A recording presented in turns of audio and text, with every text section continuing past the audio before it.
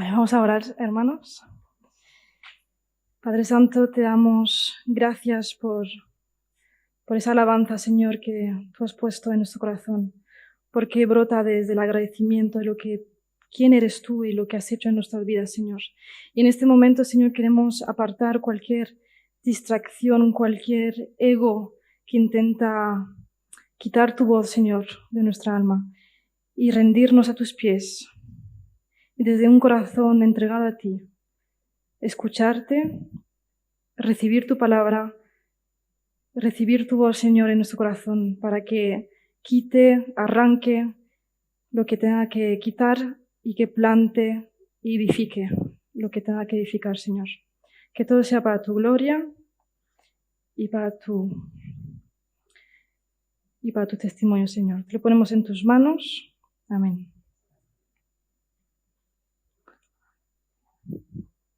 En la era de la información en la que vivimos, estamos acostumbrados a buscar las noticias más interesantes y más actuales del momento. Pero Dios nos muestra que mientras el mundo se fija en ciertos temas virales que según ellos determinan como más importantes, Él desvía nuestra atención, nuestra mirada sobre algunos temas que no están tanto de moda. Seguramente hoy os interesaría mucho más hablar de temas como entender las enigmas del libro de Apocalipsis o hablar de las 5 claves de la felicidad. Pero os aseguro que el tema de hoy contribuye mucho más a nuestro crecimiento que esos temas. Hoy vamos a hablar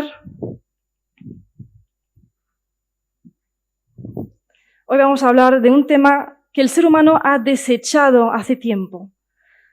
La humildad como virtud a adquirir. La humildad nunca fue una virtud que estuvo de moda, ¿no? En la época de los griegos ya lo podemos percibir. Vemos que ser humilde era un escándalo, era algo que evitar a toda costa.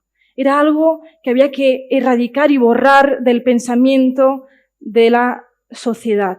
Pero en cambio, en la Biblia nos presenta la humildad como algo muy valioso. Santiago 1:9 al 10. El hermano de condición humilde debe sentirse orgulloso de su alta dignidad y el rico de su humilde condición. Mateo 5:5. Bienaventurados los humildes, porque ellos recibirán la tierra por heredad. Para entender mejor la humildad que nos presenta la Biblia, vamos a analizar el significado de la palabra humildad. La palabra que se usa en griego para referirse a la humildad es tapeino y significa allanar, bajar, someter, pero también significa anivelar, aplanar y achicar. Mateo 23:12, porque el que se ha enaltecido será hecho bajo. Humillaos, en 1 Pedro 5:6, humillaos bajo la mano poderosa de Dios. Pero, ¿qué es lo que hay que bajar? ¿Qué es lo que se ha subido? Pues para esto debemos ver el antónimo de la palabra, que sería el orgullo. Esas palabras en griego son fisio, que es igual a hincharse, o ibris, que es igual a excesiva elevación.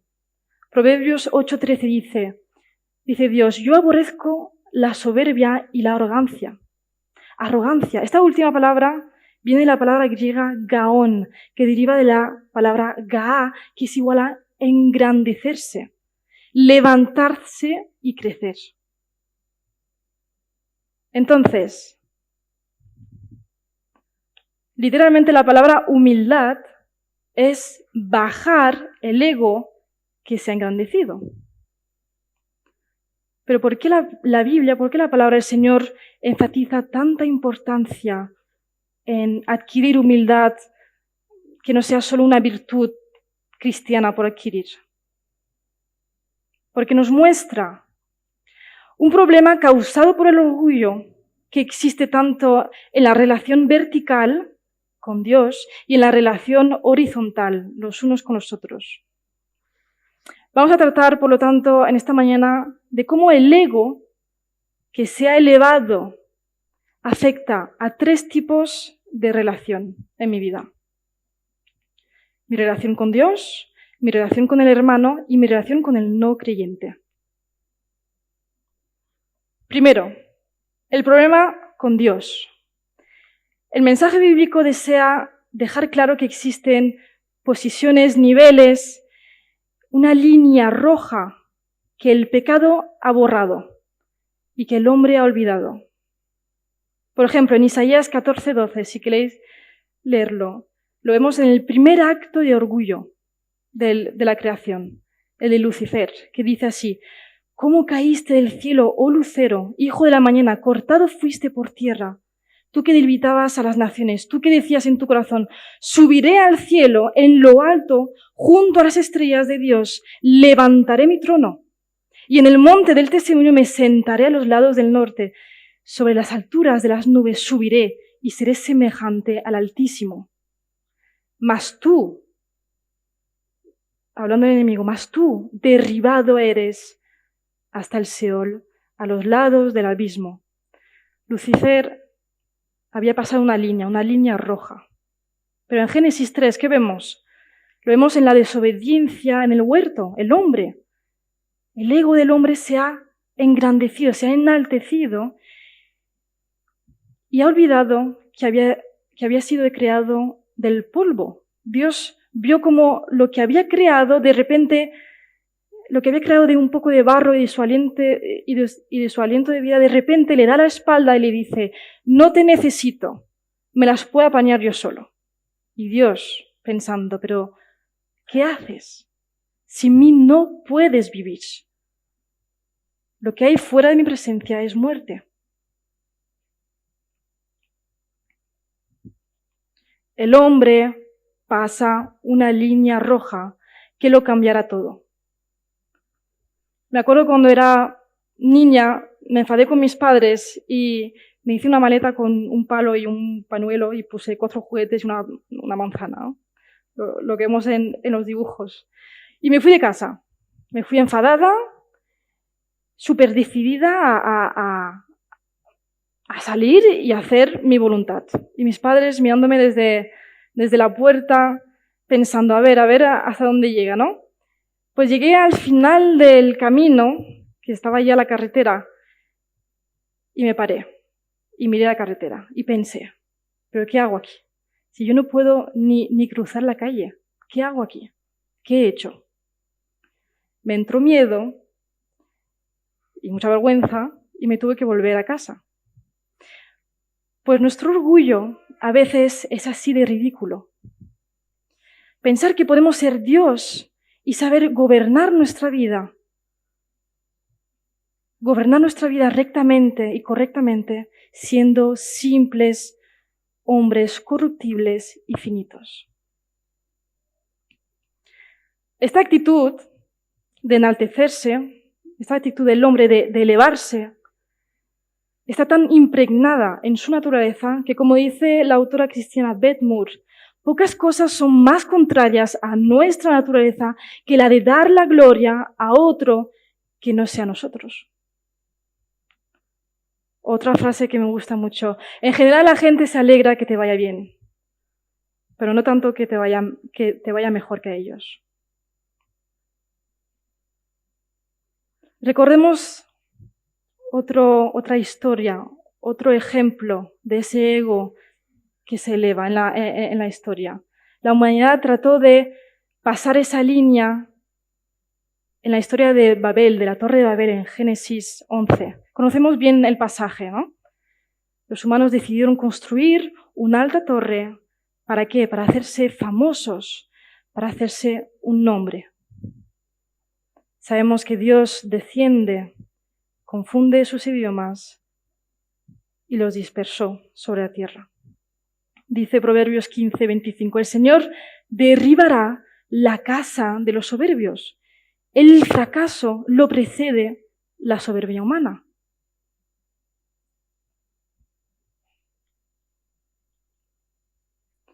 Uno de los primeros pasos hacia la humildad, por lo tanto, es llegar a la conclusión de que todos nos hemos posicionado en el bando del orgulloso y no del humilde. Todos le hemos dado la espalda a Dios y hemos decidido llevar nuestra vida fuera de su control. Ese es el primer paso, darse cuenta de eso. ¿Cómo sabemos eso? ¿Cómo llegamos a esa conclusión? ¿Cuáles son las señales? Los síntomas de una enfermedad, las manifestaciones que el orgullo produce en nuestras vidas. En teología se le llama a la inmoralidad sexual, al robo, al asesinato, a defraudar a Hacienda o a la crítica, actos de rebeldía. Pero llamamos pecado con mayúsculas a la actitud de rechazar el gobierno de Dios en nuestra vida. Entonces, pecado es, por lo tanto, mi orgullo que se opone al control de Dios, y lo otro son los síntomas de ese primer mal. Lo que nos dice Félix Ortiz con ese tema es que las iglesias muchas veces nos hemos centrado demasiado en los síntomas y no en el problema original que está en el corazón. Vale, resumiendo un poquito hasta ahora lo que hemos dicho. El orgullo es pasar una línea roja y tomar un lugar que le correspondía a Dios, ¿no? Por lo tanto, el punto clave de la humildad es devolverle a Dios ese lugar, devolverle a Dios el gobierno y volver a nuestro lugar. ¿Cuál es? Bajo el gobierno de Dios. ¿Cómo me puedo dar cuenta de que estoy siendo orgulloso? Porque no hay nada más difícil y contrario que un orgulloso llegue a darse cuenta de su propio orgullo. ¿Estamos de acuerdo, no? ¿Cuáles son las señales para detectar mi orgullo hacia Dios? Escuché una vez de David Pottier, un pastor canadiense, que decía que la mayor señal de mi orgullo es la falta de oración. Porque normalmente asociamos la falta de oración con falta de disciplina, que también. Pero sugería que el mayor causante de nuestra falta de oración es nuestro orgullo. Es ese pensamiento constante en nuestra cabeza que nos dice, tú puedes solo. Tú te las puedes apañar solo. Y recordemos, por lo tanto, en Juan 15:5 que nos dice, separados de mí, nada podéis hacer. Por otro lado, la soberbia hay que tener mucho cuidado porque se puede disfrazar. La soberbia puede disfrazarse y ocultarse. ¿De qué modo? Nuestra baja autoestima puede ser un disfraz de nuestra soberbia. ¿Por qué? Podemos pensar, no tengo un problema de soberbia, al revés, yo tengo un problema de baja autoestima. A veces nuestra baja autoestima se convierte en una forma de soberbia porque no nos dejamos moldear y ser utilizados por Dios. El miedo, la vergüenza, las inseguridades se elevan por encima de la autoridad de Dios en mi vida. Si pensamos en la Biblia, a Moisés le pasó algo muy parecido. Cuando Dios se le aparece en la zarza, ¿no? Pensemos, Moisés le pone un sinfín de excusas para no ir a Egipto a liberar a su pueblo. Un sinfín de razones para, en pocas palabras, decirle a Dios, Dios, no, te estás equivocando conmigo. Yo sé mejor que tú, que yo no puedo. Después de todo su discurso para convencer a Dios, Dios le responde y le dice, ¿quién le puso la boca al hombre? Dios tuvo que ponerlo en su lugar y decirle, tu baja autoestima se está convirtiendo en una soberbia y no me está dejando hacer la obra que quiero hacer a través de ti. ¿Quién le puso la boca al hombre? Muchas veces nos vemos inseguros ante situaciones, lo cual puede llevarnos a no someternos al Señor, esquivando su voluntad. La humildad lo que hace es recoger todo eso, todas esas emociones, y las lleva delante del Señor y de este modo se somete a él. Lo vemos en el Salmo 144. Vemos que David se encuentra afligido, se encuentra inseguro ante la situación que tiene delante, pero lo expresa delante del Señor y le suplica en el versículo 10. Enséñame a hacer tu voluntad, porque tú eres Dios. Estás arriba y yo abajo. Tú gobiernas. Que la baja autoestima no te obligue a desobedecer la voluntad de Dios. Gana la batalla contra tu orgullo. Humildad significa obediencia. Si el primer problema de la falta de humildad es con Dios, el segundo problema es con el otro.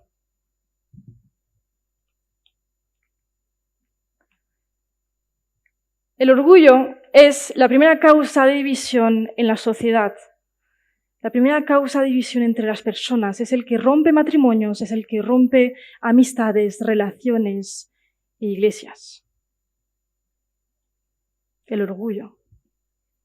Humillarme ante Dios lo puedo comprender y lo puedo aceptar, me parece bien, pero humillarme ante mi hermano, ya aquí no está tan claro. Cuando hablo de hermano, estoy hablando de los que estamos aquí, de los que son hermanos en esa familia de la fe. Pero también es Él que está a tu lado todos los días, porque es muy fácil humillarse ante un hermano que ves solo una vez a la semana. Pero humillarme ante mi compañero, mi compañera, humillarme también ante mis hijos. No ser como ese superior donde pienso que ellos no pueden enseñarme nada. Humillarme ante el otro es también eso.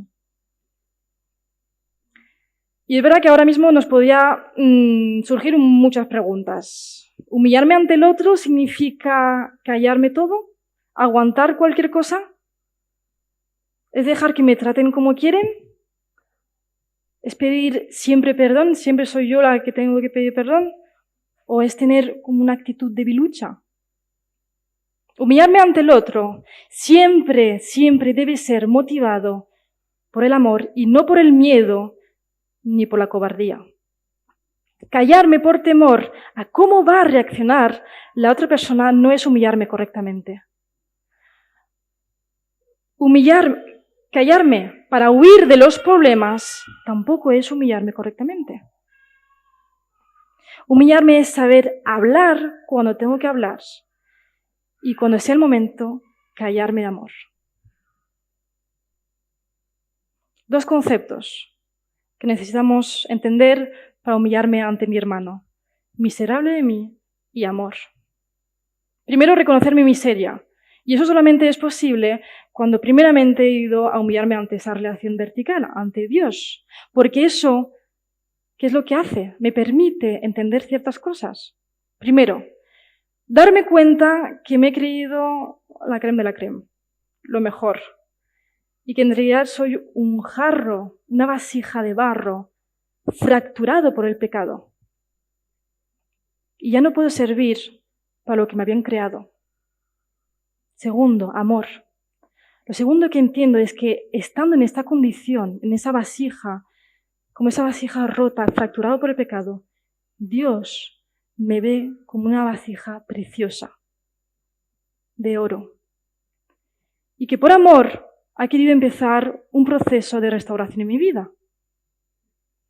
¿Vale? Cuando hemos entendido esto, cuando hemos entendido nuestra condición y con cuánto amor Dios nos ha tratado, nuestra respuesta debe ser obedecer el mandamiento que Jesús nos dice en Juan 13:34. Este mandamiento nuevo les doy, que se amen los unos a los otros, así como yo les he amado. Así debéis amaros. Por lo tanto, a partir de este concepto miserable de mí y amor, los demás requisitos para humillarme ante mi hermano deberían fluir como respuesta a este primero. No murmurar y criticar, no juzgar al otro, perdonar 70 veces 7, considerar al hermano superior a mí y servirse los unos a los otros. Quiero proponer una última cosa para humillarme ante mi hermano. que creo que la palabra también nos llama a entenderla. Hemos hablado de que humildad es volver a depender de Dios. Y la Biblia nos muestra que el ego nos distancia los unos de los otros, haciéndonos pensar, no necesito a nadie para vivir. No los necesito.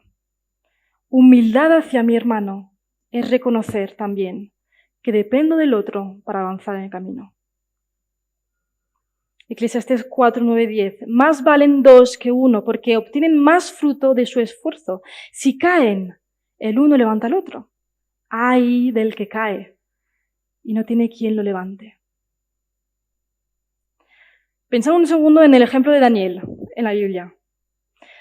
¿Pensáis que Daniel hubiera podido soportar el cautiverio, la cárcel, el horno de fuego, los leones, si Sadrach, Mesach y Abednego no hubieran estado? Si hubiera dicho él, no, yo puedo solo, no los necesito. Pensad. Seguramente cuando uno se desmotivaba, el otro lo animaba a confiar en el Señor. O cuando estuvieran tentados de dejarse influenciar por la sociedad, la cultura babilónica, el otro le exhortaría y le diría, mantente fiel. No puedo caminar solo. Necesito al otro para caminar. Entonces, en una sociedad como la nuestra, que se encamina cada vez más a la soledad, al aislamiento, a la independencia los unos de los otros, la Iglesia debe ser una presencia que muestre que hay mucha humildad y mucha fortaleza en decir, te necesito a mi lado. Dependo de ti para avanzar.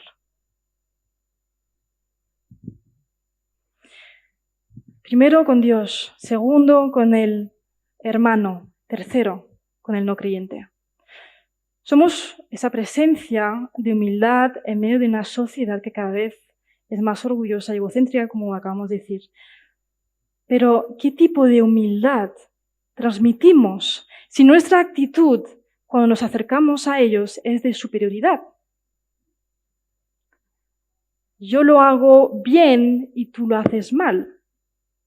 Yo tengo algo que ofrecerte y tú no tienes nada que ofrecerme.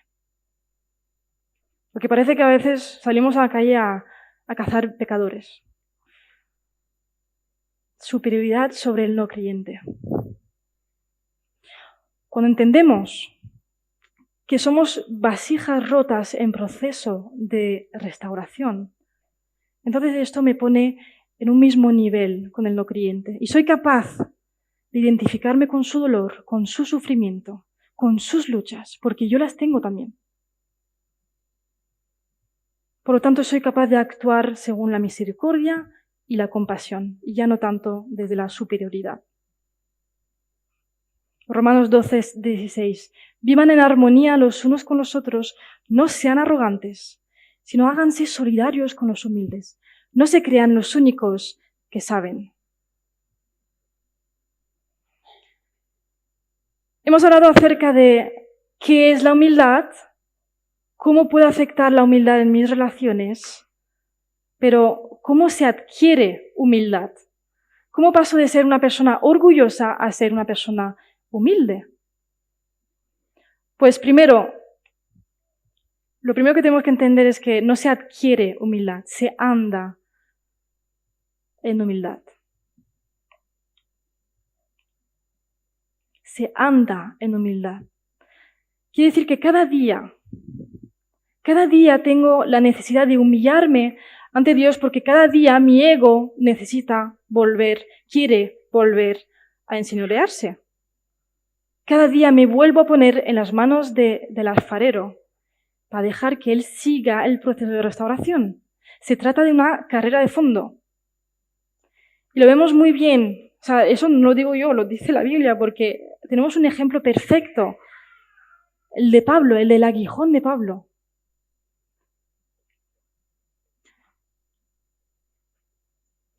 Dice Pablo en 1 Corintios 9:27, primero, antes del aguijón, dice, golpeo mi cuerpo, como esa carrera de fondo, golpeo mi cuerpo y lo pongo en servidumbre. no sea que habiendo sido heraldo por otros, yo mismo venga a ser eliminado. Lo que me ayuda a andar en humildad es el quebrantamiento. El quebrantamiento. Aprendemos a andar en la humildad a través de las pruebas y de esas curas de humildad que nos da la vida. Pruebas que son generalmente consecuencias de la propia creación caída, pero que nos recuerdan que su propósito es recordarnos que no somos tan fuertes, inquebrantables como lo pensábamos.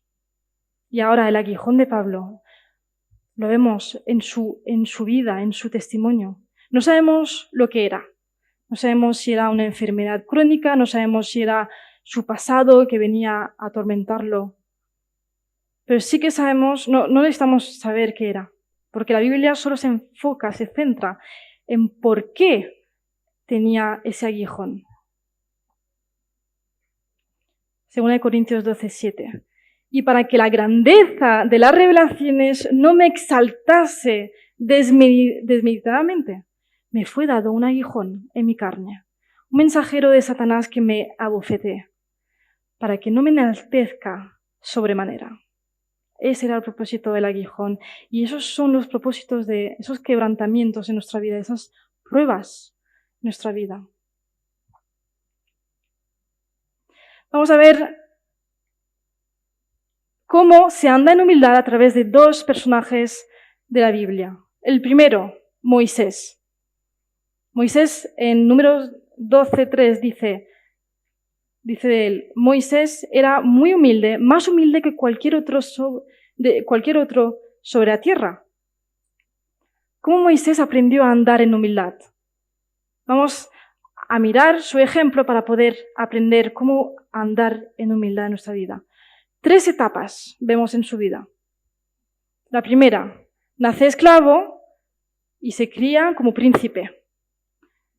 Es una época de lujo, de honores, de poderes, de autoridades sobre los demás. Y su ego, ¿qué es lo que hace? Se hincha y se eleva.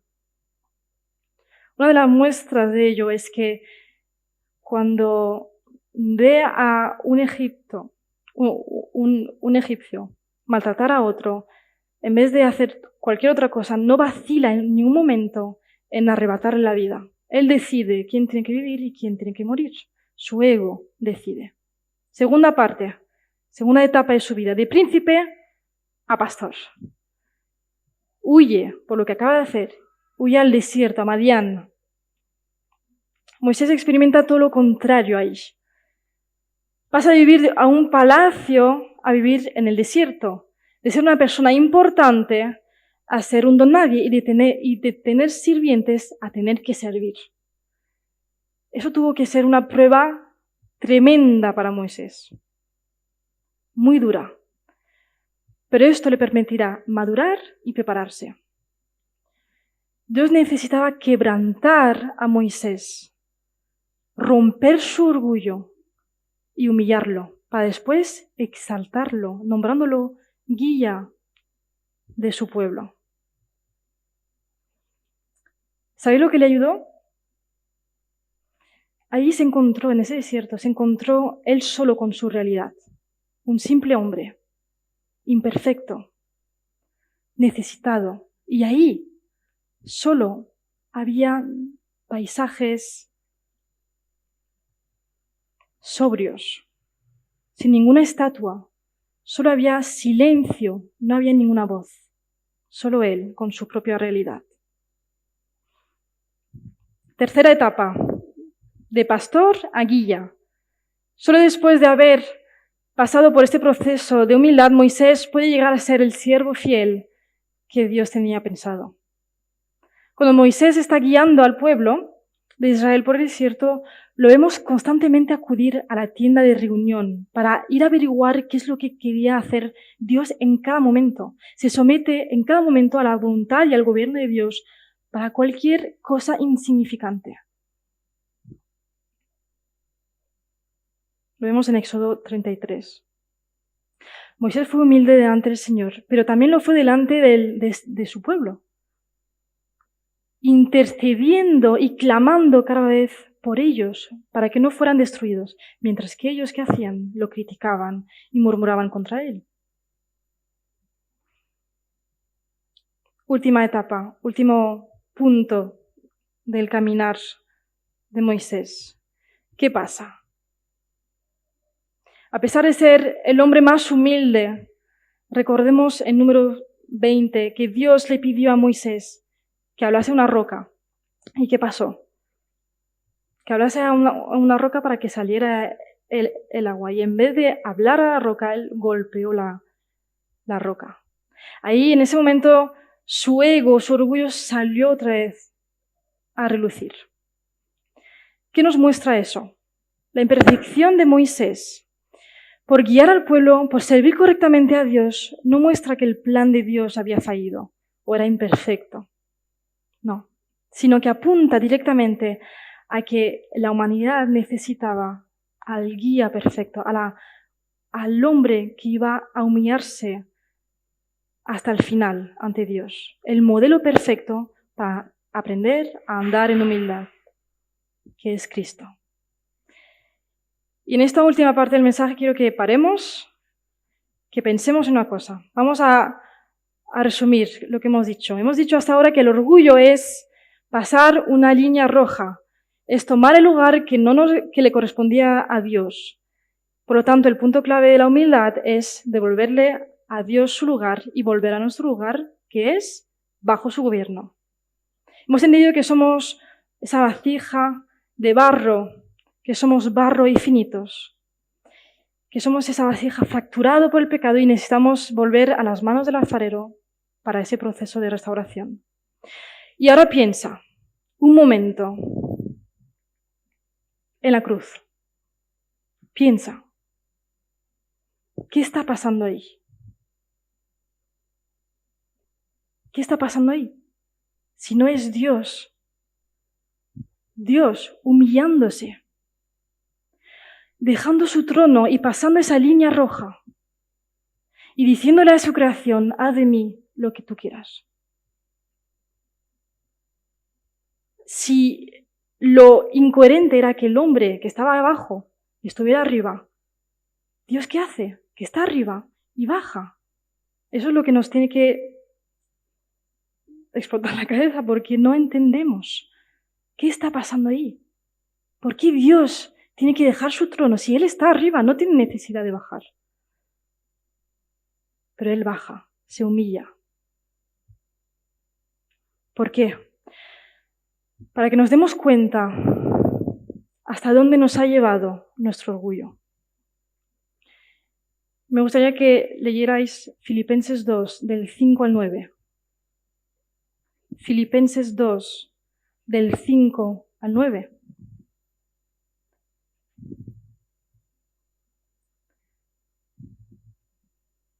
Dice así: haya pues en vosotros este sentir que hubo también en Cristo Jesús, el cual siendo en forma de Dios no estimó el ser igual a Dios como cosa a que aferrarse, sino que se despojó a sí mismo, tomando forma de siervo, hecho semejante a los hombres, y estando en la condición de hombre, se humilló a sí mismo, haciéndose obediente hasta la muerte y muerte de cruz.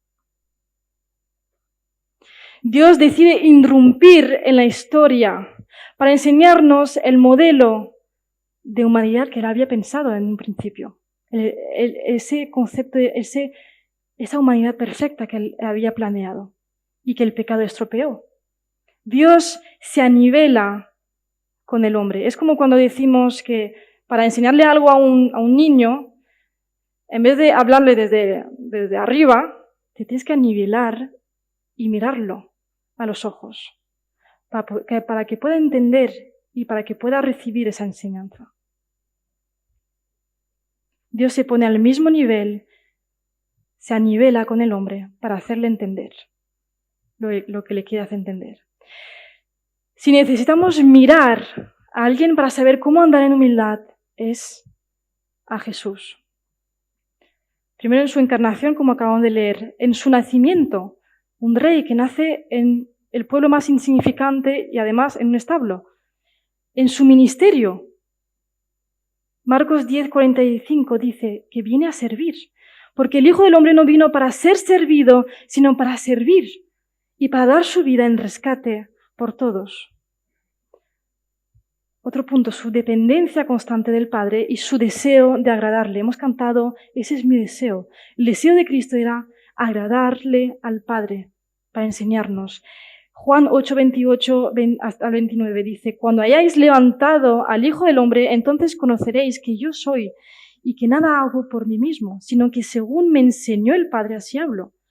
Porque el que me envió conmigo está y no me ha dejado solo el Padre, porque yo hago siempre lo que le agrada. Con sus discípulos les lava los pies. Él ha venido a servir y a entregarse por los demás. Les llama amigos y hermanos. Pero el punto más clave de esta historia es en su muerte. Su camino hacia la humildad culmina en el momento más controvertido de su historia, en su muerte. Jesús le responde diciendo, ha llegado la hora para que el Hijo del Hombre sea glorificado. Está hablando de su muerte, del momento más humillante que va a vivir. ¿Por qué dice, ha llegado la hora para que el Hijo del Hombre sea glorificado?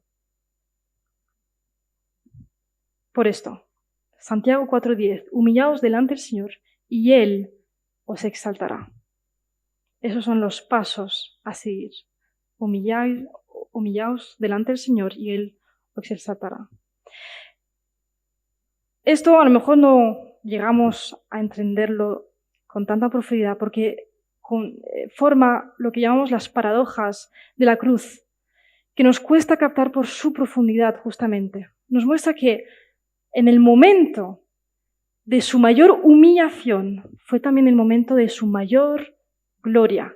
Y fue también el momento de su mayor vulnerabilidad y debilidad que Cristo también. Ahí se reflejó su grandeza y su poder para salvar.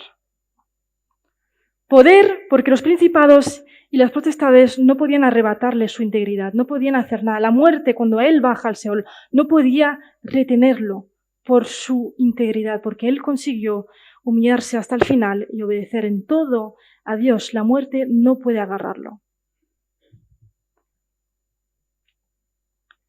A diferencia de Moisés, Jesús supo mantenerse humilde hasta el final. Y por lo tanto, él se convierte en el único guía del pueblo de Dios. Dijimos que nos impresiona la humildad que tuvo Moisés por interceder y clamar a Dios constantemente a un pueblo que estaba todo el rato criticándolo.